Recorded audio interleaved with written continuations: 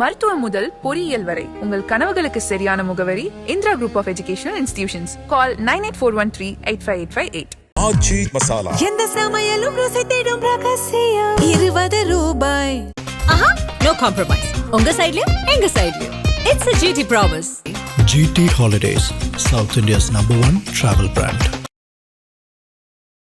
முதல்வருடைய கரூர் பேச்சு நீங்க எப்படி பாக்குறீங்க? முதல்வராக ரொம்ப கம்மியாகும், ஒரு அரசியல் கட்சி தலைவராக அதிகமாகவும் பேசியிருக்காரு. கரூர்லயே வந்து போலீஸுங்க அலர்ட் பண்ணியிருக்கலாம், அலர்ட் பண்ண விட்டுட்டாங்க, இதெல்லாம் யார் சொல்லி செஞ்சாங்க, இதெல்லாம் வந்து பக்கா ஸ்கிரிப்டட் நாடகம் அப்படிங்கிற டோன்ல ஒரு பேசியிருக்காரு. இதுதான் மேனிபுலேஷன் சொல்றாங்க. ஆனா அதுக்கான எந்த ஆதாரமும் இல்ல, கிடையாது, எந்த புலனாய்வு அமைப்பும் சொல்லல. ஆனா அதை தூக்கி இன்னொருத்தர் மேல போடுறது இருக்குல்ல, ஒரு அரசியல் கட்சி மீது, அது காவல்துறையின் மீது அப்படி போடுறதுன்றது இருக்குல்ல, இதுதான் வந்து மிக மிகவும் மோசமான அரசியல் அப்படின்னு பார்க்க வேண்டியதா இருக்கு. தாவேக்காவிக்குரிய நரேட்டிவை எதிர்கொள்ள முடியாம தொடர்ச்சியா ஃபீல் ஆகிட்டு இருக்காங்களே டிஎம்கே. விஜய் அவர்களை கண்மூடித்தனமாக நம்புறாங்க. ஓகே, அதனால அந்த கல்ட் ஃபாலோவிங் அப்படின்னு எல்லாரும் குறிப்பிடுறது. ஒரு கலாய்க்கிற டோன்ல ஒரு 5 நிமிஷம் பேசுறதுக்கே குளத்தூர்ல வந்து கொத்து பரோட்டா போட்டாங்க, இந்த கொத்து பரோட்டான்ற டோனு, பாட்டு போடுற டோனு, இந்த மாதிரியான ஒரு டோன்ல தமிழ்நாடு அரசியல் பார்த்துருக்காரு. ஏன்னா கரூர் உங்களுக்கு துக்கம் வந்து 2 மாசமா இருக்கு, நீங்க வந்து அந்த மக்கள் வந்து பாக்குறதுக்கு. ஆனா இங்கேயும் வந்து தேர்தல் பிரச்சாரம் தான் பண்ணிருக்கீங்க, இன்னும் உங்க தொகுதிக்கு போகல. அப்போ இது வந்து நீங்க கரூர் மக்கள் மீது உண்மையாவே அக்கறை கொண்டிருக்கீங்களா, இல்ல அந்த அக்கறை வைத்து அரசியல் லாபம் தேடுறீங்களா? நடக்கிறது குதிரை பேரமா, வாஷிங் மிஷின் அரசியலா? போதைப் பொருள் ஒழிப்பு, போதை புறையோடி போயிருக்குன்னாங்க. அதன் பிதாமகனாகவே திகழ்ந்தவர் புதுக்கோட்டை விஜயபாஸ்கர் அவர்கள். சிபிஐல வழக்கு இன்னும் இருக்கு. அவர் எல்லாம் வச்சுட்டு நீங்க இன்னும் எப்படி தூக்கிச்சுன்னு சொல்லுவீங்க? அப்போ இது குதிரை பேரம்ன்றதெல்லாம் இல்லை, அது வாஷிங் மிஷின் மாடல் தான். ஆதனையர்களுக்கு அன்பு வணக்கம். இன்று நம்மோடு பத்திரிகையாளர் திருமிகு பிரபாகர் தமிழரசு அவர்கள் நம்மோடு இருந்துள்ளார். வணக்கம் பிரபாகர் சார். சார், முதல்வர் விஜய் அவர்கள் கரூருக்கு போயிருக்காரு. மிகப்பெரிய பேசுபொருளாக மாறி இருக்கு. ரோட் ஷோ உடைய பேச்சு, பணி நியமன ஆணைன்னு ஏகப்பட்ட விஷயங்கள் வந்து கரூரில் நாம் பேசிக்கிட்டு இருக்கிற சமயம் நடந்துக்கிட்டு இருக்கு. முதல்வருடைய கரூர் பேச்சு, அதனுடைய டேக் அவேவா நம்ம என்ன எடுத்துக்கணும் சார்? முதல்வருடைய பேச்சு நீங்க எப்படி பாக்குறீங்க? பேச்சில் 2 இதாக எடுத்துக்கலாம். ஒன்று அரசியல், இன்னொன்று நிர்வாகம் சார்ந்தது. கட்சித் தலைவர், முதலமைச்சர். ஸோ அதில் வந்து ஒரு முதல்வராக ரொம்ப கம்மியாகவும், ஒரு அரசியல் கட்சி தலைவராக அதிகமாகவும் பேசியிருக்காரு. ஆனால் முதல்வராக அவர் பேசுனதில் வந்து ரொம்ப கம்மியான விஷயங்கள்ல வந்து உறுதி கொடுத்துருக்கு. உதாரணத்துக்கு இந்த லஞ்சம் வாங்குறது அப்படின்லாம் இருந்தால் யாராக இருந்தாலும் வந்து முடியாதுன்னு சொல்லுங்க, நான் கொடுக்க முடியாதுன்னு சொல்லுங்க, நான் வந்து ஸ்ட்ராங்காக சொல்லுங்கன்னா அது ஒரு வகையில் கான்ஃபிடன்ஸ். நீங்கள் வெறும் ரெட்டாரிக்காக நாங்கள் செஞ்சிட்டோம், நாங்கள் வந்தால் க்ளீன் ஆயிரும், ஒரே நாளில் மாறிடும் அப்படின்னு படம் மாதிரி இல்லாமல் மக்கள்கிட்ட வந்து ஒரு நம்பிக்கையை விதைக்கும் வகையில் வந்து நீங்கள் கொடுக்க முடியாதுன்னு சொல்லுங்க. ஓகே, யாராவது கேட்டாங்கன்னா நீங்கள் வந்து கொடுக்க முடியாதுன்னு சொல்லுங்க, அவன் எங்கள் அண்ணன் சிஎம் இதெல்லாம் சொல்லுங்கலாம் சொல்கிறாரு. அது ஒன்று. ரெண்டாவது, பல்வேறு விஷயங்கள் அவங்க நிலைப்பாடு என்னன்னு தெரியாமே இருந்தது, அதுக்காக தான் முதல்வர் பேசணும் அப்படின்னு நம்ம வந்து கேட்டுக்கிட்டே இருந்தோம். அதில் ஒரு முக்கியமான விஷயத்தை தெளிவுபடுத்தினது வந்து இந்த டீலிமிட்டேஷன் இஷ்யூ. அதை வந்து தாவேகம் ஏற்றுக்கொள்ளாது அப்படின்றதுல தெளிவுபடுத்திருக்காங்க. ஒரு வழியில் கடந்து போயிட்டாரே சார். அது ஒரு வழியில் கடந்து போயிருக்காரு தான். ஏன்னா அதுதான் அவரோட பாணியாகவும் இருக்குது. எதை பற்றியும் நிர்வாகம் ரீதியான விஷயங்கள்லாம் வந்து ஆழமாக பேசுறது இல்லை அப்படின்றது அவரோட பாணியாக கடைபிடிச்சிட்டு வர்றாரு. அது அவரே என்ன சொல்கிறாரு, டாக் லெஸ் ஒர்க் மோர் அப்படின்னு ஒர்க் பண்ணிருக்கேன் ப்ரோ அப்படின்றாரு. இது 2. மூன்றாவது, டெண்டர் எந்த மேம்பாலம்னு குறிப்பிடாமல் ஒரு குறிப்பிட்ட மேம்பாலத்துக்கு வந்து டெண்டர் விடப்பட்டுச்சு. அந்த டெண்டரில் வந்து தேவையோட டபுள் மடங்கு வந்து கோட் பண்ணியிருந்தாங்க. இப்போ அதெல்லாம் நாங்கள் ரத்து பண்ணிட்டோம் அப்படின்னு. இது வந்து நீங்கள் கட்சி கூட்டத்தில் பேசலாம், நீங்கள் வந்து இப்போ இந்த மாதிரி வந்து பல திட்டங்கள் இருந்தது, பல ரத்து பண்ணலாம் சொல்லலாம். இதெல்லாம் யாரும் ஆதாரம் கேட்க போகிறதில்ல, யாரும் டிஃபர்மேஷன் போட போகிறதில்ல. நீங்கள் எந்த திட்டம்னே சொல்லலை. நீங்கள் ஈசிஆர் சாலையா இல்லை ஓஎம்ஆர் சாலையான்னு தெரியல, அவர் சொல்லல. ஒரு சாலையை வந்து அப்படி ரத்து பண்ணியிருக்காங்க, ஒரு சாலையை வந்து ரத்து பண்ணியிருக்காங்க. அது பண்ணியிருக்க பண்ணது நமக்கு தெரியும். மேபி வந்து வேற ஏதாவது ஒரு விஷயம் டெண்டர் ரத்து பண்ணிருக்கலாம், நமக்கு தெரியாமல் இருக்கலாம், அப்படி கூட இருக்கலாம். அதனால அவர் சொல்லாத வரைக்கும் நமக்கு தெரியாது எந்த டெண்டர் ரத்து பண்ணாங்கன்றது. எந்த பாலம், குறிப்பிட்ட பாலம் சொல்லலை, அது சுட்டி காட்டி இருந்திருக்காரு. இந்த மாதிரியான விஷயங்கள்ல ஒரு அரசு நிர்வாகம் ரீதியாக இதெல்லாம் பண்ணியிருக்கோம் அப்படின்றதுல ஓகே. ஆனால் மொத்த ஸ்பீச்சில் இது வந்து ரொம்ப குறைவாகவும், பெரும்பாலும் அது வந்து ஒரு அரசியல் மேடையாக அதை பயன்படுத்தினாரு. அது ஒரு பிரச்சார மேடையாக தான் திரும்பவும் பயன்படுத்தினாரு அப்படின்றது தான். ஓவராலாக பார்க்கும் பொழுது அவர் வந்து கரூர் சம்பவத்தை பொறுத்தளவுக்கு, கரூரில் நடந்தது அப்படின்றனால இந்த கரூர் சம்பவம் தொடர்பாக முதல் நாளிலிருந்து பொறுப்பெடுத்துக்கணும், ரெஸ்பான்சிபிள் ஃபார் இட் அப்படின்றது அக்கௌண்டபிலிட்டி எடுத்துக்கணும்ல. அதை வந்து எந்த இடத்துலையுமே வந்து எடுத்துக்கவே இல்லை, துளி கூட எடுத்துக்கவே இல்லை. அந்த குற்ற உணர்ச்சி, எல்லாரும் குற்ற உணர்ச்சியோட வந்து குறுகி இருக்கணும்லாம் நம்ம கேட்கல. ஆனா இவர் எந்த இடத்துலயும் பொறுப்பு எடுத்துக்கலன்றதுதான் அதுல துளியும் வந்து அக்கறை படல. ஆதவ அர்ஜுனா போலீஸ் தான் கொண்டாங்கிற டோன்ல பேசினாரு. கிட்டத்தட்ட அதே டோன்ல தான் முதல்வர் அவர்களும் பேசியிருக்காரு. கரூர்லயே வந்து போலீஸுங்களை அலர்ட் பண்ணியிருக்கலாம், அலர்ட் பண்ண விட்டுட்டாங்க, இதெல்லாம் யார் சொல்லி செஞ்சாங்க, இதெல்லாம் வந்து பக்கா ஸ்கிரிப்டட் நாடகம் அப்படிங்கிற டோன்ல ஒரு பேசியிருக்காரு. இது அவரோட குற்றச்சாட்டுகள் எங்கேயும் இதுவரையும் வந்து நிரூபிக்கப்படல. ஆமா, ஒண்ணு இது குற்றச்சாட்டாவே தான் இருக்கு. ஆனா பொதுவெளியில எல்லாரும் இதெல்லாம் வந்து தாவேக தரப்புலன்னு சொல்ற குற்றச்சாட்டுகள் தான். இன்னைக்கு முதல்வராக விஜய் பேசும்போது ஒருவேளை நடந்திருக்குமோங்கிற ஒரு இது வந்து மக்கள் மத்தியிலயும் அது வந்து கிரியேட் ஆகுது இல்ல சார்? உண்மை. இது வந்து இதுதான் மேனிபுலேஷன் சொல்றாங்க. இதை தான் வந்து இந்த விஷயம் தொடர்பாக அல்ல இந்த வழக்கு தொடர்பாக பேசக்கூடாது என்று எதிர்க்கட்சிகள் எழுப்பிய காரணம் வந்து இது வந்து மக்கள் மனசுமே நம்பிடுவாங்க. ஆமா இப்படிதான் நடந்திருக்கும் போல அப்படின்னு நம்புவான். ஆனா அதுக்கான எந்த ஆதாரமும் கிடையாது, எந்த புலனாய்வு அமைப்பும் சொல்லல. ஒருவேளை தமிழ்நாடு காவல்துறை விசாரிக்கிறாங்க, அவங்க மேல அவங்களே தப்பு சொல்ல மாட்டாங்கன்னா கூட இப்ப சிபிஐ அந்த வழக்கு விசாரிச்சுட்டு இருக்காங்க. சிபிஐ அப்படி எங்கேயாவது சொல்லியிருக்காங்களான்னு கேட்டா சிபிஐயும் இதுவரையும் எங்கேயும் அப்படி சொல்லல.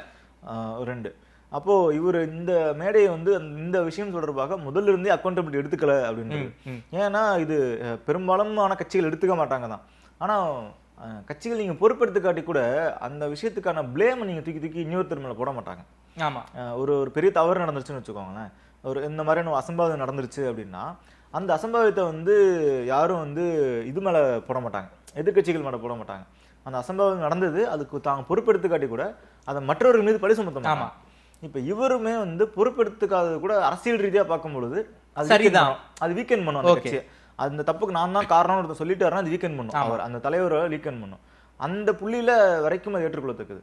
ஆனா அதை தூக்கி இன்னொருத்தர் மேல போடுறது இருக்குல்ல, அதாவது அரசியல் கட்சி மீது, அது காவல்துறையின் மீது அப்படி போடுறதுன்றது இருக்குல்ல, இதுதான் வந்து மிக மிகவும் மோசமான அரசியல் அப்படின்னு பார்க்க வேண்டியதா இருக்கு. ஏன்னா நீங்க உங்க கட்சியினுடைய பொதுச் செயலாளர்கள் தான் சொல்றாரு, இப்போ நீங்க ஆட்சிக்கு வந்திருக்கலாம், ஆனா அன்றைக்கு நீங்க ஒரு கட்சியாக இருக்கும்போது உங்க கட்சியினுடைய பொதுச் செயலாளர் சொல்றாரு காலையில் 8 மணிக்கு நாங்க வந்து நாமக்கலுக்கு வருவாரு, 12 மணிக்கு கரூர் வருவாரு அப்படின்னு. ஆனா நீங்க சென்னையில இருந்து கிளம்பினதே 9 மணி.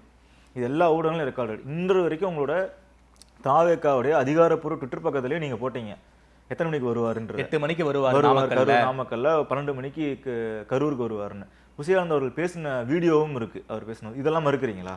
இதெல்லாம் வந்து போலீஸ் சொல்லி தான் நீங்க பண்ணீங்களா? ஆனா அவங்க கேட்ட டைம் வந்து கரூர்ல வந்து 3 to 7 அப்படின்னு சொல்றாங்க. ஆமா, போலீஸ் தப்பு பண்ணாங்கன்னு சொல்றாங்கல்ல. போலீஸ் தப்பு பண்ணுச்சு, எங்க பண்ணிருச்சு அப்படின்னா புசியானந்த் அவர்கள் இப்படி தவறான தகவலை சொல்லி எல்லாத்தையும் மக்களை வந்து முன்கூட்டியே வர வைக்கிறாருல, அப்படி வர வச்சதுக்காக அவர் மீது கூடுதலாக ஒரு வழக்கு போட்டிருந்திருக்கலாம், அல்லது அப்படி நடக்கும் பொழுதே வந்து அவர் முன்னெச்சரிக்கையா எச்சரித்து இருந்திருக்கலாம், அல்லது மக்கள் வந்து 12 மணிலேருந்தே கூடும் பொழுது 12 மணிக்கெல்லாம் கூடக்கூடாது, உங்களுக்கு கூட்டம் 3 மணிக்கு தான் அன்னைக்கே போலீஸ் திருப்பி அனுப்பியிருந்தாங்க.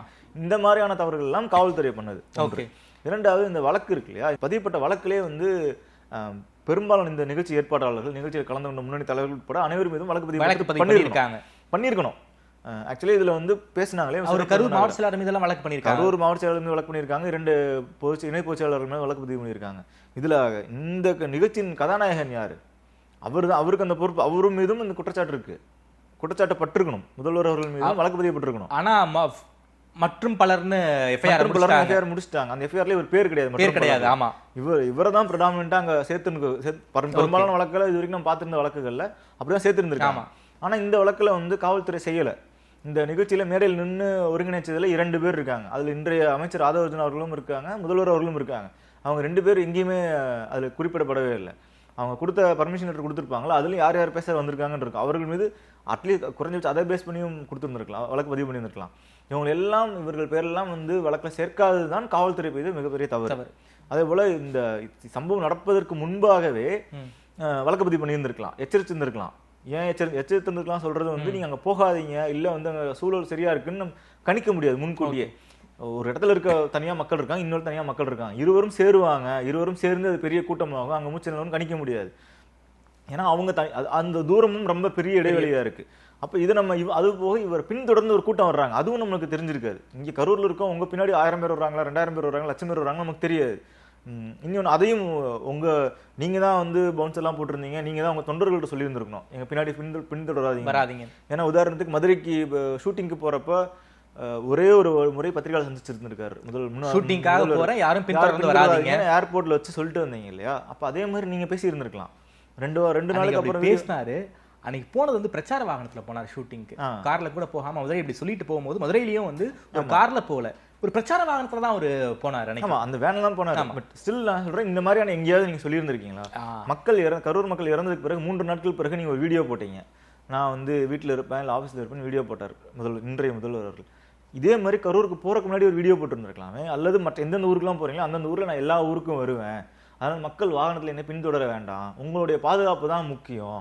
இன்றைக்கு சொல்றீங்களா வீட்டில் இருக்க குழந்தைங்கள்ட்ட சொல்லி விஜய் அண்ணாக்கு, விஜய் மாமாக்கு, விஜய் தம்பிக்கு, விஜய்க்கு ஓட்டு போட சொல்லுங்கன்னு பேசினார்ல, இதே மாதிரி ஒரு வீடியோ வெளியிட்டு உங்க வீட்டில் இருக்கவங்கள இந்த மாதிரி விஜய் அண்ணாவை, விஜய் மாமாவை, விஜய் சித்தப்பாவை, விஜய் இவரை பார்க்க வராதிங்க, அவங்கவுங்க ஊருக்கு நானே வருவேன், அப்போ மட்டும் உங்கள் வீட்டில் இருக்கவங்க அனுப்பி வைங்க. இப்போ என்னை பார்க்குறேன்னு வர்றேன்னு சொன்னாங்கன்னா, நீங்கள் வெவ்வேறு ஊரில் இருந்து இங்கே வர்றீங்கன்னா வராதிங்க, அப்புறம் வண்டியில் பின்தொடர வேணான்னு சொல்லுங்கள் உங்கள் வீட்டில் இருக்கவங்கள. இது குறைஞ்சபட்சம் ரெஸ்பான்ஸ் ஆட்டு. இப்போ இதெல்லாம் சொல்லி தான் வாக்களிச்சிருக்காங்கல்ல, இப்படி சொல்லி தான் குட்டீஸ் எல்லாம் சொல்லி தான் வாக்களிச்சிருக்காங்கன்ற நம்பப்படுது. அதை வந்து முதல்வர் விஜய் அவர்கள் நம்புறாரு. அப்போது இதையும் செஞ்சுருக்கலாம்ல.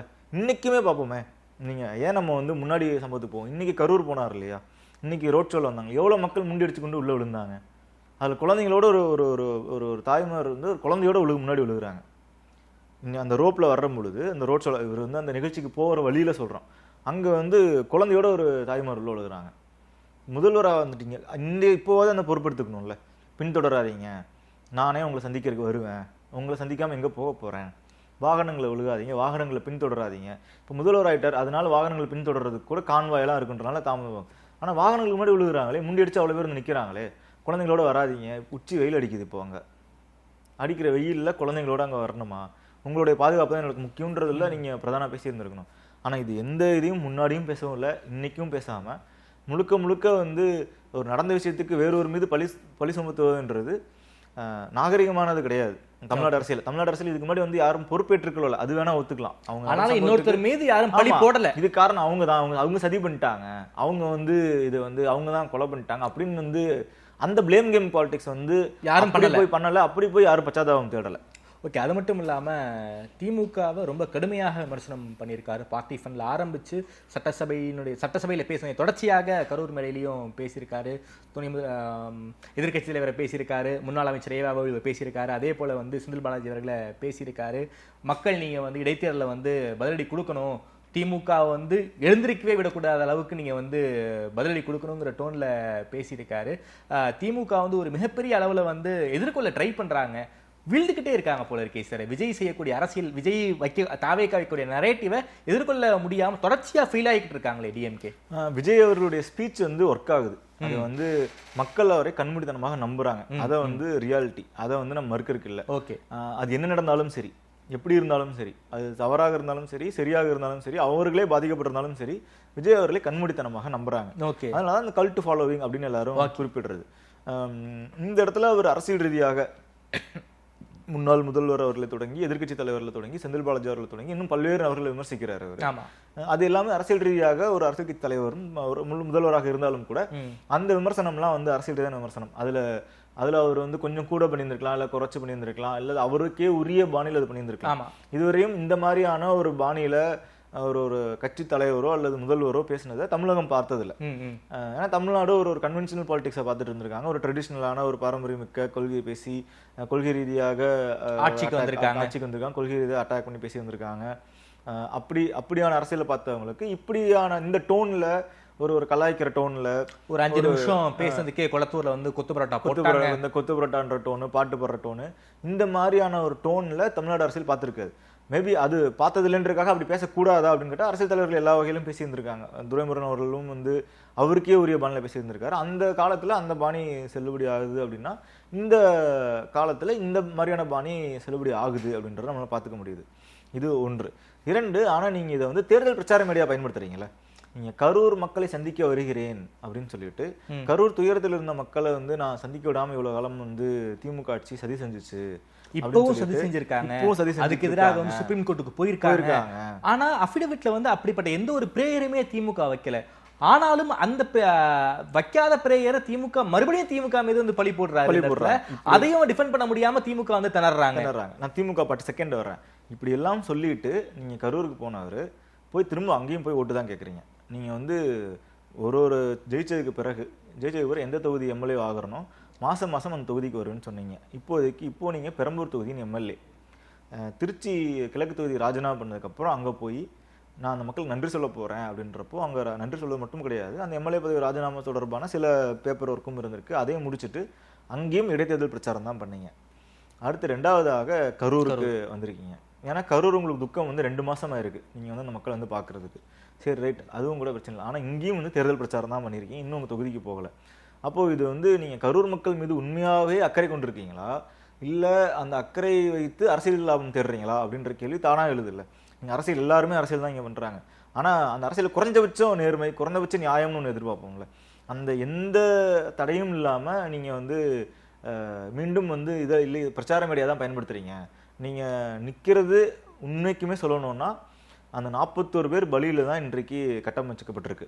அதுக்கு பிறகு தான் வந்து உங்கள் மீதான ஆதரவு அதிகமாக இருக்குது, உங்கள் மீதான மக்களுக்கான பற்று அதிகமாக இருக்குது. நீங்கள் சொன்னது எல்லாத்தையும் மக்கள் நம்பியிருக்காங்க. அப்போ நீங்கள் முன்னாடியே வந்து மக்களை பார்த்துருக்கணும். ஒன்று, இன்னும் இடைத்தேர்தல் அறிவிப்பு கூட வரல. இடைத்தேர்தல் அறிவிப்பு வந்து இன்னும் 2 நாட்களில் வரலாம், இன்னும் 1 வாரம் கழிச்சு கூட வரலாம். இடைத்தேர்தல் அறிவிப்பே வருவதற்கு முன்பாக நான் வந்து என் மக்களை பார்க்க வர்றேன், கரூரில் என்னோட கூட்டத்தில் பலியான மக்களை நான் பார்க்க வரேன்னு வந்துட்டு அங்கேயும் வந்து தேர்தல் பிரச்சாரம் பண்ணுறீங்க அப்படின்னா அது அது அது எவ்வளோ இது நாகரிகமா அப்படின்னு எனக்கு தெரியல. அட் பர்சனல் லெவல் எனக்கு அது வந்து இது வந்து ஒரு சரியான அணுகுமுறையாக படலை. திமுக பார்ட்டு இப்போ திமுக பாட்டுக்கு வந்தோம்னா திமுக வந்து தத்தளிக்கிறாங்க உண்மைக்குமே. ஏன்னா திமுக வந்து மற்ற கட்சிகளை வந்து டிஃபென்ஸ் ஆட விட்டு தான் பழக்கம். இன்னைக்கு அவங்க டிஃபென்ஸ் ஆடிக்கிட்டு இருக்காங்க. திமுக வந்து எப்பவுமே அதான், திமுக முன்னாள் தலைவர் கலைஞர் அவர்கள் இருக்கப்போ கேட்பாங்க, உங்களுக்கு பேட்ஸ்மேன் பிடிக்குமா பவுலர் பிடிக்குமா அப்படின்னு கேட்குறப்போ அவர் என்ன சொல்லுவாருன்னா, பேட்ஸ்மேனாக இருக்கிறது கஷ்டம், நீங்கள் எல்லா பாலையும் 6 அடிக்க முடியாது, அதனால் நீங்கள் எந்த பாலை 6 அடிக்கிற எந்த பாலை வந்து டிஃபெண்ட் பண்ணுறேன்னு வந்து யோசிச்சுட்டே இருக்கணும். பவுலராக இருக்க தான் ஈஸி, நம்ம டிசைட் பண்ணலாம் பால் எந்த பக்கம் போகணுன்றது. அவன் ஆஃப் சைடு அடிக்கணுமா ஆன் சைடு அடிக்கணுமான்றதோ அல்லது அவன் வந்து டிஃபெண்ட் பண்ணணும் மட்டும் நம்ம டிசைட் பண்ணலாம் அப்படின்ற இடத்துல இருப்பாங்க. ஆனால் இப்போ இந்த வாட்டி வந்து டிஎம்கே எந்த பால் போட்டாலும் சரி அந்த பால் வந்து அவன் ஒன்று அவங்க 6 அடிக்கிறாங்க, இல்லை அந்த பாலை மீட் பண்ண மாட்டேன்றாங்க. அவங்க அந்த பால் கேர் பண்ணிக்கிறதே இல்லை. கேர் பண்ணால் தானே அவங்களுக்கு வந்து பிரச்சனை. ஒன்று பால் மாட்டினா கேட்ச் ஆகணும், ஒன்று அந்த பால் ஸ்டம்புக்கும் போக மாட்டேங்குது, ஒன்று அந்த பால் ஹிட்டு 6 தான் ஆகுது, இல்லை பேட்ஸ்மேன் அந்த பாலை மீட்டே பண்ண மாட்டேன்றாங்க. இந்த நிலைமை தான் வந்து திமுகவுக்கு இருக்குது. திமுக முன் எல்லாருக்கும் தெரிஞ்சது போல தான் ஆளுங்கட்சியாக இருப்பதை விடவும் எதிர்கட்சியாக ரொம்ப வீரியமா செயல்பட்டுருக்காங்க. இதுல மிகப்பெரிய ஃபெயில் பண்ணிக்கிட்டு இருக்காங்க. சமீப காலமாக ஃபெயில் ஆகுறாங்க, லீகலி அவங்க வந்து சக்சஸ் ஆகுறாங்க. ஆனா அவங்க அரசியல் ரீதியாக எடுத்து வைக்கிற தர்க்கங்கள் இருக்குல்ல, அல்லது நரேட்டிவ் இருக்கு, அல்லது குற்றச்சாட்டுகள் இருக்கு இல்லையா, அது வந்து அரசியல் ரீதியாக எடுத்து வைக்கிற எதுவுமே வந்து விஜய் முன் செல்லுபடி ஆக மாட்டேங்குது. இங்க கொள்கை ரீதியாக அவங்க தப்பா சொல்லிட்டாங்கன்னு யாரும் சொல்றதில்ல. திமுக சொல்றது எப்படிங்க இந்த லைன் கரெக்ட், இந்த அரசியல் லைன் கரெக்ட் அப்படின்னு யாரும் விவாதிக்கிறது இல்ல. திமுக சொல்ற இந்த குற்றச்சாட்டு தப்பு அப்படின்னு யாரும் சொல்லல. ஓகே, அந்த குற்றச்சாட்டு திமுக தர்க்கங்கள் விஜய்க்கு முன்னாடி தோத்து போய் உள்ளது. தர்க்கங்கள்லாம் தோக்கல, தர்க்கங்கள்லாம் ஏத்துக்கிறாங்க. ஓகே, ஆனா சரி எல்லாம் இருந்தாலும் விஜய் நல்லவர், அவரே பாவம் அப்படின்றாங்க. கரண்ட் எல்லாம் வரலங்க, கரண்ட் எல்லாம் வந்து ஊர்ல இல்ல அப்படின்னு சொன்னா, ஆமா கரண்ட் எல்லாம் இல்ல, அதுக்கு விஜய் என்னங்க பண்ணுவாரு அப்படின்றாங்க. ஏங்க லஞ்சம் எல்லாம் வந்து ஒரு சில இடத்துல இன்னும் வாங்கிட்டு தாங்க இருக்காங்க. பாட்டிலுக்கு முதல்ல 10 ரூபா வாங்கினாங்க, இப்ப 20 ரூபா வாங்குறாங்க, அதுக்கு விஜய் சார் என்னங்க பண்ணுவாரு அப்படின்றாங்க. அப்போ இதுதான் நிலைமை. முதல்ல ரோடுலாம் வந்து மோசமா இருக்குன்னு கம்ப்ளைண்ட் பண்ணிட்டு இருந்தவங்க எல்லாரும் கூட ரோடு சரியில்லாததுக்கு விஜய் என்னங்க பண்ண முடியும், அவரே பாவம் அப்படின்றாங்க. அதனால அவர் மீதான நம்பிக்கையும் ஆதரவும் வந்து மக்களுக்கு கண்மூடித்தனமாக இருக்கு. அதனால வந்து திமுகவால் அவங்களை இன்னும் அதற்கு வேறொரு உத்தியை தான் அவங்க கையாளணும் அப்படின்றது. இப்போ வரையும் அதாவது அவங்க திமுக பின்பற்றுறது எல்லாமே வந்து இதுவரையும் எதிர்கட்சி வந்து ட்ரெடிஷ்னலாக எப்படி கையாண்டிருப்பாங்களோ அதே மாதிரி கையாளுறாங்க. ஆனா தாவேக்காவை அப்படி கையாள முடியாது அப்படின்றது இந்த 2 மாத காலத்துல உணர்ந்திருக்காங்கன்னு நம்புறேன், அல்லது உணர்வார்கள். எனக்கு இன்னொரு கேள்வி இருக்கு. இந்த குதிரை பேரம் அதை பத்தி பேசியிருக்காரு, கிட்டத்தட்ட அதை வந்து அதையும் கடந்து தான் போயிருக்காரு. குதிரை பேரம், கழுத பேரம், ஒட்டக பேரம், வாஷிங் மிஷின், நீங்க வந்து வெண்டிங் மிஷின் அப்படிங்கிறாரு. இந்த கலாச்சாரத்தை ஆரம்பிச்சு வச்சதே நீங்க தான்னு சொல்றாரு. வாஷிங் மிஷின் குற்றச்சாட்டுலாம் உண்மைதான், அதை ஏன் வந்து ஒரு புறந்தள்ளிட்டு போறாருங்கிற கேள்வி வந்து. வாஷிங் மிஷின் குற்றச்சாட்டு உண்மை, நான் இப்படி முதல்ல அதான் சொன்னேன் இல்லையா, நீங்க இந்த மாதிரியான குற்றச்சாட்டுகளை நீங்க வந்து அக்செப்ட் பண்ணிக்கணும்னு அவசியமே இல்லை. இந்த மாதிரி இதெல்லாம் அரசியல் குற்றச்சாட்டுகள். அவர் இதோட பெரிய குற்றச்சாட்டையே அவர் ஏத்துக்க மாட்டேன். இதோட பெரிய சம்பவம் நடந்திருக்கு, நீங்க அதவே இதை ஏத்துக்கலாம். நான் வந்து நான் வந்து அட் பர்சனலா எதிர்பார்க்கவே இல்லை. ஒரு ஜனநாயக படுகொலையை பண்ணிக்கிட்டு இருக்காரு. ஜனநாயக படுகொலைன்றது வந்து உங்களுக்கு ஜனநாயக படுகொலை, எனக்கு வந்து என்னை தேடி வர்றவங்களுக்கு நான் அரவணைக்கிறேன் அப்படின்னு அவர் சொல்றாரு. அதாவது அந்த பீப்புள் மேண்டேட், அதாவது தாவேகா வந்து பீப்புள் மேண்டேட் கிடையாது. முதல்ல வந்து அவங்க என்ன சொல்றாங்கன்னா பீப்புள் மேண்டேட், தாவேகா சிங்கிள் லார்ஜஸ்ட் பார்ட்டியா வந்துட்டாங்க, அதை பீப்புள் மேண்டேட்டுக்கு எதிராக வந்து திமுகவும் அதிமுகவும் வந்து ஒண்ணு சேர பார்த்தாங்கன்னு வந்து இன்னைக்கு வரைக்கும் அதை வந்து பெரிய குற்றச்சாட்டா வைக்கிறாங்க. அதுல எந்த தப்புமே இல்லைன்னு தான் என்னுடைய கருத்தும் கூட. மகாராஷ்டிரால அப்படி நடந்திருக்கு, அதாவது கர்நாடகாலையும் அப்படி நடந்திருக்கு.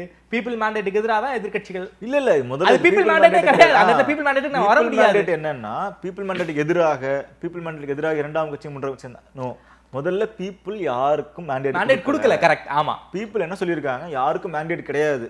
ஆமா, நீங்க இந்த 3 பேர் இருக்கீங்க 4 பேர் இருக்கீங்களா, யாரெல்லாம் சேர்ந்து ஆட்சி அமைக்க முடியுதோ அமைச்சு வந்துக்கோங்கன்னு சொல்லிட்டு. ஆனா ராஜினாமா பண்ணவங்க எல்லாருமே விஜய் வரக்கூடாது அப்படின்னு சொல்லி தான் ஓட்டு போட்டாங்க. அந்த இடத்துல பீப்புள் மேண்டேட் மீறப்படுது, அந்த பீப்புள் மேண்டேட் மீறப்படுது. எதை கேள்வி கேட்க முடியலையா அவங்களால? ஆனா இதை வந்து கூட்டணியில இருக்க அல்லது கூட்டணி ஆட்சியில் பங்கெடுத்துக்கக்கூடிய அவங்களே கடந்து போறாங்க. அவங்க வந்து முதல்ல இதை விமர்சிச்சவங்க. ஆமா, 5 எம்எல்ஏக்கள் ராஜினாமா பண்ண விமர்சிச்சவங்க. இப்ப 7 எம்எல்ஏக்கள் ராஜினாமா பண்ணதுக்கு அப்புறம் இடதுசாரிகள் வந்து அதெல்லாம் சகஜம் அப்படின்னு கடந்துட்டாங்க. முதலாளித்துவ அரசியல் உலகில் இதெல்லாம் வந்து சகஜம்னு கடந்து போறாங்க. விடுதலை சிறுத்தைகள் கட்சி வந்து உட்கட்சி பிரச்சனைன்னு கடந்து போறாங்க அப்படின்னு கடந்து போறாங்க. இதெல்லாம் வந்து இது ஏன் எங்களை நோக்கி கேட்கறீங்க? அதுவும் இல்லாம நாங்க இருக்கிறதுனாலதான் வந்து இந்த ராஜினாமா என்பது 4ஆக குறைஞ்சது, நாங்க சொல்லலைன்னா அது 20 வரைக்கும் போயிருக்கோம்னு சொன்னாங்க. அப்படி சொன்ன அடுத்த வாரம் கூட இல்ல, அடுத்த 3வது நாளே 2 பேர் ராஜினாமா பண்றாங்க. இந்த இடத்துல என்னன்னா இதெல்லாம் விமர்சனம் ஆனதுக்கு பிறகு அவங்க என்னன்னா இந்த கேள்வி வந்து தாவேகாவிடம் கேளுங்க அப்படின்னு இடத்துக்கு நகர்ந்திருக்காங்க. குறைஞ்சபட்சம் அந்த விஷயத்தை ஆதரிக்காமல் அல்லது அதற்கு ஒரு ஒரு பேக் பண்ணி எந்த கருத்தும் சொல்லலாம். நடக்கிறது குதிரை பேரமா வாஷிங் மிஷின் அரசியலா? இது வாஷிங் மிஷின் அரசியல். இது குதிரை பேரம் இருக்கு. குதிரை பேரம்னா காசு கொடுத்து வாங்க வேண்டிய இடத்துல இருக்கும். இப்ப காசு கொடுத்தா புதுக்கோட்டை விஜயபாஸ்கரோ அவர்களோ அல்லது கரூர் விஜயபாஸ்கர் அவர்களோ காசுக்காக விலை போவார்கள் அப்படின்ற நம்பிக்கை இல்லை. ஓகே, ஆனா அவர்களுடைய சர்வைவலை காப்பாத்திக்கிறதுக்காக அவங்க போகலாம். அப்படி போறாங்கன்றப்போ இது வாஷிங் மிஷின் தான். ஏன்னா நீங்க வந்து தூய சக்தின்னு சொன்னீங்க, நீங்க தான் வந்து கரைபடியாத கரங்களோட இருக்கும்னு சொன்னீங்க, அவங்களோட மட்டும் தான் நாங்கள் கைகோர்ப்போம்னு சொன்னீங்க. இப்போ இவங்க எல்லாம் வந்து கட்சியில் சேர்த்துக்கிறது மூலமாக நீங்க என்ன சொல்ல வர்றீங்க அப்படின்னு இருக்கு. அப்போ என் கட்சியில் சேர்ந்து அவங்க எல்லாரும் வந்து புனிதர்கள் ஆயிடுவாங்க, அவங்க எல்லாம் வந்து கரப்ஷன் இல்லாம ஆயிடுவாங்க, காசு வாங்காம ஆயிட மாட்டாங்கன்னா அப்போ வாஷிங் மிஷின் அரசியல் தான். இங்க வந்து குதிரை பேரமோட வாஷிங் மிஷின் தான் இருக்கு. 2 பேருமே வந்து இதே நீங்க என்ன தூர்ந்து போன சக்தின்னு சொன்னீங்க இல்லையா, அந்த கட்சியில இருந்து தான் 2 பேருமே வந்திருக்காங்க.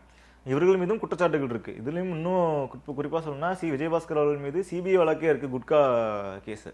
நீங்க கரப்ஷன் சொன்னீங்க, அதுலயும் அந்த பேராமீட்டர்லயும் அவங்க வரமாட்டாங்க. போதைப் பொருள் ஒழிப்பு, போதை புறையோடி போயிருக்குன்னாங்க. அதன் பிதாமகனாகவே திகழ்ந்தவர் புதுக்கோட்டை விஜயபாஸ்கர் அவர்கள். சிபிஐல வழக்கு இன்னும் இருக்கு. கட்டுக்கட்டாக பணங்கள் பறிமுதல் செய்யப்பட்டதாக பார்த்தோம் நம்ம நேரில். அந்த வழக்கு ஆவணங்கள் சொல்லுது யார் யார் எவ்வளோ வாங்கியிருந்தாங்கன்னு. அவங்களை எல்லாம் வச்சுக்கிட்டு நீங்கள் இன்னும் எப்படி தூய் சக்தின்னு சொல்லுவீங்க? அப்போ இது குதிரை பேரம்ன்றதெல்லாம் இல்லை, அது வாஷிங் மிஷின் மாடல் தான் பார்க்க வேண்டியதாக இருக்குது. இன்னமும் எனக்கு இன்னொரு சந்தேகம் இருக்குது சார். நார்த் இந்தியாவில் வந்து ஒரு இடைத்தேர்தலுக்கான தேதியை வந்து எலெக்ஷன் கமிஷன் அறிவிச்சிட்டாங்க. தமிழ்நாட்டில் ஒரு 7 தொகுதி காலியாக இருக்குது. இன்னும் வந்து இடைத்தேர்தல் வந்து அறிவிக்காமல் இருக்காங்க, பின்னர் அறிவிப்போன்னு சொல்கிறாங்க. பாஜகவுக்கே தெரிஞ்சிருக்கா இன்னும் வந்து ராஜினாமாக்கு அதிகமாகும்னு? இல்லை, அது என்னென்னா 6 மாதம் காலம். இதில் வந்து 1 பார் 2 பார்வை இருக்குது. இன்னும் 6 மாதத்துக்குள்ளே இடைத்தேர்தல் நடத்தணுன்றது தான். அறிவித்த பெரும்பாலான இடங்களுக்கு வந்து மார்ச் மாதம் ஏப்ரல் மாதங்கள் அப்படி தொடர்ச்சியாக வேகன்சி வந்தது. இங்கே தமிழ்நாட்டில் வந்து நம்மளுக்கு திருச்சி கிழக்கு முதல்ல வந்துருச்சு. ஆமாம், மற்றதெல்லாம் அப்புறம் தான் 1 by 1 வந்தது. அதனால இதுக்கு இன்னும் கால அவகாசம் இருக்குது அப்படின்னு பார்க்க வேண்டியது இருக்குது. இன்னொரு 2வது பாயிண்ட்டும் ஏற்றுக்கொள்ளத்தக்கது தான். ராஜினாமாக்கு அதிகமாக ஆகுமோ அப்படின்ற ஒரு ஐயம் இருக்கலாம் தேர்தல் ஆணையத்துக்கும். அப்படி ஒரு ஐயம் அவங்களுக்கு இருந்தது அப்படின்னா நடவடிக்கை எடுக்கணும். ஏன்னா நீங்க இப்ப இது பண்ணி ராஜினாமா பண்ணிட்டு உங்க கட்சியில் சேர்ந்து திரும்ப அவங்க போட்டியிட விசாரிச்சுட்டு இருக்காருன்றதாக திமுக தரப்பு சொல்றாங்க. ஆனா ஆளுநர் தரப்புல இருந்து அந்த மாதிரியான அதிகாரப்பூர்வ தகவல் எதுவும் வரல. ஏன்னா ஒரு ஆளுநர் துணைவேந்தர் நியமனம் தொடர்பாக வந்து பேசிட்டு இருந்தோம் அப்படின்னு சொல்லி நிர்மல்குமார் அவர்கள் சந்திச்சுட்டு வந்ததுக்கப்புறம் பேட்டி கொடுத்தாரு. அதை தான் வந்து பின்பன் பண்ணி கேட்குறாங்க. துணைவேந்தர் நியமனம் தொடர்பாக நிர்மல்குமார் அவர்கள் ஆளுநரை சந்திச்சது ஓகே, ஆனா வந்து அது உயர்கல்வித்துறை அமைச்சர் தானே சந்திக்கணும். உயர்கல்வித்துறை அமைச்சர் சந்திக்கலாம், இல்ல முக்கியமான அமைச்சர் போய் சந்திக்கலாம், அதுல பிரச்சனை கிடையாது. ஆனா கூட ஏன் அவைத்தலைவர் போறாரு? அவைத்தலைவருக்கும் இந்த விஷயத்துக்கும் என்ன சம்பந்தம்? அது தொடர்பாக பேசுறதுக்கு அமைச்சர் போதுமே, எதுக்கு வந்து அவைத்தலைவர் போகணும்? அப்ப அசம்பிளி சம்பந்தமா தான் பேசுறாங்க அப்படின்றதான் குற்றச்சாட்டா இருக்கு. ஆனா அதை இன்னும் அவங்க மறுத்ததாகவும் தெரியல. இந்த நேற்று உதாரணத்துக்கு காவேரி நீர் தொடர்பாக கர்நாடக அமைச்சர் ஒருத்தர் வந்து பேசியிருக்காரு. அதுக்கு எதிராக காங்கிரஸ் கட்சியை சேர்ந்த தமிழ்நாட்டு மாநில தலைவரே வந்து பேசிட்டாரு. இன்னும் சொல்லப்போனால் அங்கே தமிழ்நாடு அரசு காவிரி நீர் கேட்கவே இல்லைன்னு சொன்னாங்க அப்படின்லாம் அங்கே அமைச்சர் பேசினதுக்காரு. அதுக்காக உதயநிதி ஸ்டாலின் உட்பட எடப்பாடி பழனிசாமி அவர்கள் உட்பட எல்லாரும் வந்து கண்டனம் தெரிவிச்சிருக்காங்க. இன்னும் சொல்லப்போனால் காங்கிரஸ் கட்சியின் மாநில தலைவரும் கண்டனம் தெரிவிச்சிட்டாரு. ஆனால் தாவேக தரப்புலேருந்து யாரும் இன்னும் பேசவே இல்லை. அது தொடர்பாக இன்றைக்கு மத்திய அரசு எதிர்த்தோ அல்லது இந்த மாதிரியான விஷயங்களை வலுவாக குரல் கொடுக்கறது இல்லையே அப்படின்னு பத்திரிகையாளர்கள் இன்னைக்கு கேள்வி எழுப்பின பொழுது அது வந்து விடுதலை சிறுத்தைகள் இன்னைக்கு எல்லாரும் கூட்ட பத்திரிகைகள் சந்திச்சாங்க, காங்கிரஸ் இடதுசாரிகள் மற்றும் விடுதலை சிறுத்தைகள். அப்போ அந்த கேள்வி கேட்கும் பொழுது அதான் நாங்கள் பேசுகிறோமே அப்படின்றாரு. எங்களோட வாய்ஸ் தான் சிஎம்மோட வாய்ஸ், அப்படி நீங்கள் அதை எடுத்துக்கணும். அவர் வந்து சிஎம் வந்து டாக்லெஸ் ஒர்க் மோடில் ஒர்க் பண்ணிட்டு இருக்காரு அப்படின்னு விடுதலை சிறுத்தைகள் திருமாவளவன் அவர்கள் சொல்கிறாரு. அதனால இனிமேல் அதை நம்ம வந்து முதல்வர் கிட்ட இருந்து எதிர்பார்க்க முடியாது, தோழமை கட்சிகள் இருந்து எதிர்பார்க்கலாம் அப்படின்றது. அரசு பணி தொடர்பாக மதுரை உயர்நீதிமன்ற கிளைக்கும் போயிருந்தாங்க. நிரந்தர பணி கொடுக்கக்கூடாது, ஒரு டெம்பரவரி ஜாப் தான் கொடுக்கணும், அதுவுமே நீதிமன்ற உத்தரவுக்கு கட்டுப்பட்டது தான் அப்படிங்கிற ஒரு தீர்ப்பு வந்து சொல்லியிருக்காங்க. ஏன்னா இங்கே நம்மளுக்கு காம்பேஷனட் கிரவுண்ட்ஸுக்கு ஆல்ரெடி ஒரு நார்ம்ஸ் இருக்கு. காம்பேஷனட் கிரவுண்ட்ஸில் வந்து அரசு பணியில் இருக்கும் பொழுது உயிரிழந்தவர்களின் குடும்பத்து வாரிசுகளுக்கு அரசு பணி வழங்கலாம் அப்படின்றது. அதுவே வந்து பலாயிரக்கணக்கான பேருக்குன்னு வழங்காமல் இருக்காங்க. இதுதான் நமக்கு தெரிஞ்ச நார்ம்ஸ். அப்போது இந்த மாதிரியான ஒரு விபத்து, நீங்கள் கரூர் வந்து நீங்கள் என்ன வேணால் சொல்லலாம், எங்களுடைய கட்சி கூட்டம்னு சொல்லலாம், அது வந்து இப்போ ஆளுங்கட்சியாக மாறிடுச்சுன்னு சொல்லலாம், அது வந்து திட்டமிட்ட படுகொலைன்னு சொல்லலாம், என்ன வேணால் சொல்லிக்கலாம். ஆனால் அது ஒரு விபத்து தான் கருதப்படுது. அப்போ நீங்கள் விபத்தில் உயிரிழந்தவருக்காக அரசு பண்ணி கொடுக்குறீங்க அப்படின்னா நாளைக்கு சாலை விபத்தில் உயிரிழந்தவங்களாம் வந்து கேட்பாங்கல்ல, அது வந்து இல்லை இதுக்கு ஒரு தர்க்கம் கூட சொல்லலாம், இது வந்து காவல்துறை செஞ்சது அதனால அப்படி காவல்துறை செஞ்ச வன்முறைகளில் பலர் இருந்திருக்காங்கல்ல.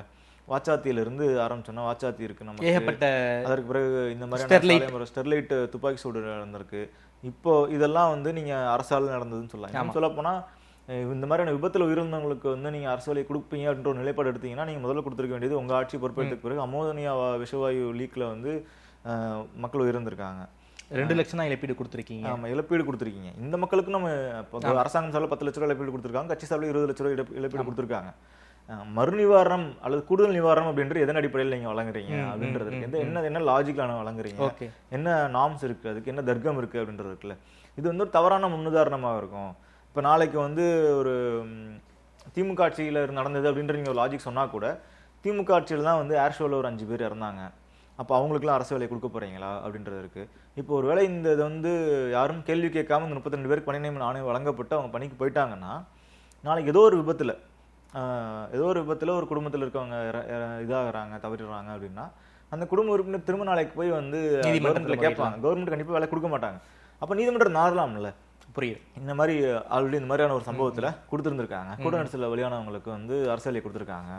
நானும் இந்த மாதிரியான ஒரு விபத்தில் குடும்பத்தை இழந்திருக்கேன், இந்த மாதிரி என் குடும்பத்தில் ஒரு அரசு வேலை கொடுக்கணும்னு கேட்குறப்போ அப்போ அந்த அரசு என்ன நிலைப்பாடு எடுக்கணும்? ஏன்னா நீங்கள் ஒரு இதுதான் வைக்க முடியும், ஒரு யாட்ஸ்டிக் தான் வைக்க முடியும். நீங்கள் வந்து இல்லை கரூருக்கு மட்டும் அப்படி வைக்கிறீங்கன்னா அப்போ அங்கே என்ன நிலைப்பாடு? இப்போ உங்கள் கட்சி கொடுத்தவங்க வந்தவங்களுக்கு கட்சிக்காரங்களுக்கு கூட நீங்கள் வேலை கொடுப்பீங்களா அரசு வேலை அப்படின்றது வருது.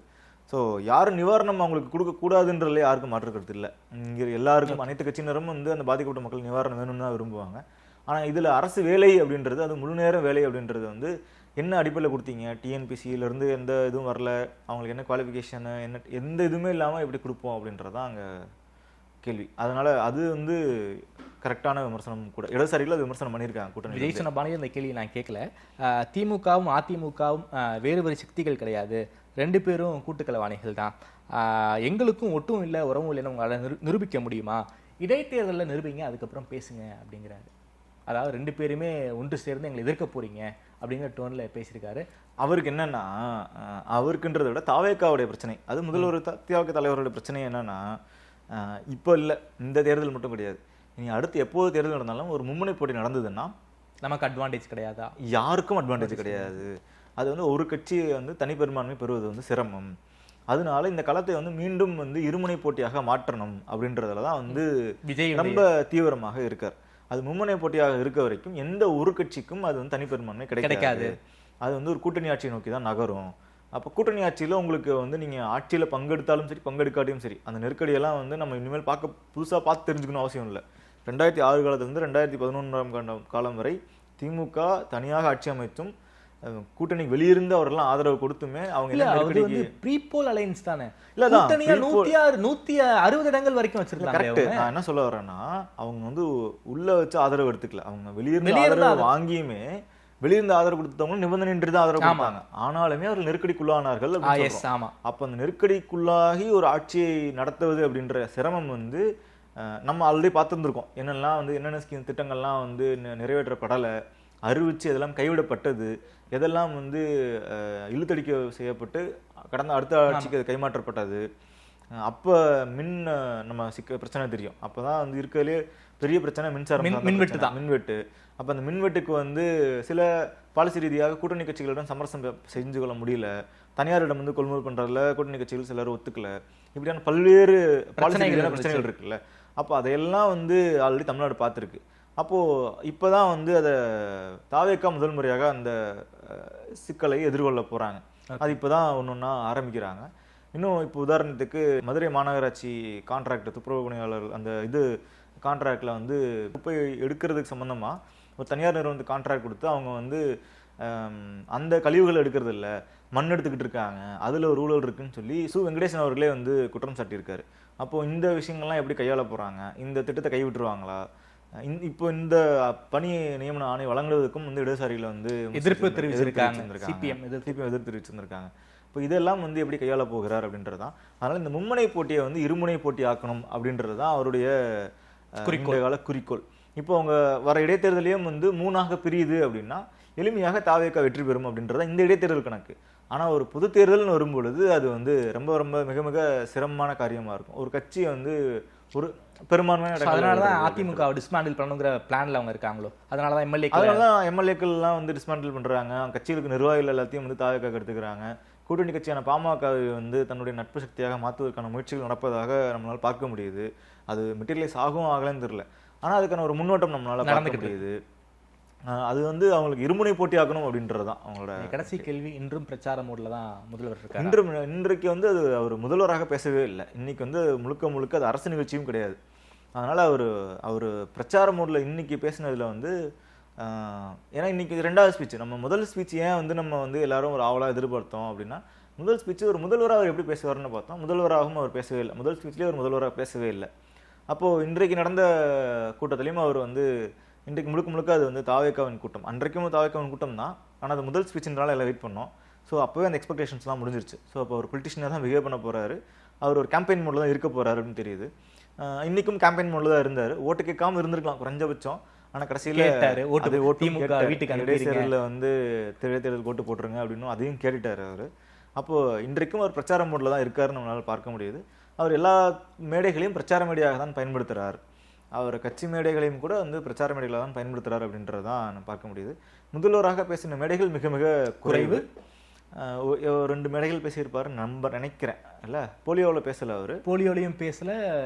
முதல்வராக அங்கேயும் பேசல. முதல்வராக அவர் எங்கேயுமே பேசல. திருச்சி கிழக்கிலுமே வந்து அதுவுமே ஒரு பிரச்சார பேச்சு தான். இதுவும் வந்து பிரச்சார மேடை, அது கட்சி மேடை தான். ஆமா, முதல்வராக எங்கேயும் அரசு நிகழ்ச்சியில பேசினதாக நமக்கு பார்க்க முடியல. ஸ்பீச் காப்பி வந்திருக்கும், முதல்வர் உத்தரவு, முதல்வர் வந்து அறிக்கை அப்படின்னு வந்திருக்கே தவிர முதல்வராக நம்ம பேசி. நானும் உங்களை மாதிரி அவருடைய முதல்வர் பேச்சுக்கு வெயிட் பண்ணது. பல்வேறு விஷயங்களை பற்றி நம்ம வெளிப்படையா பேசியிருக்கீங்க. விஜயை டிஃபெண்ட் பண்ண முடியாம திமுக தந்தைக்கிட்டு இருக்காங்க. அந்த சிக்கலை திமுக உணர்ந்திருப்பாங்க, உணரணும்னு வாய்ப்பு இருக்கு பேசியிருக்கீங்க. பல்வேறு விஷயங்களை பற்றி நம்ம வெளிப்படையா பேசியிருக்கீங்க. நேரில் என்ன பேசி நன்றி பிரபாகர் சார். நன்றி.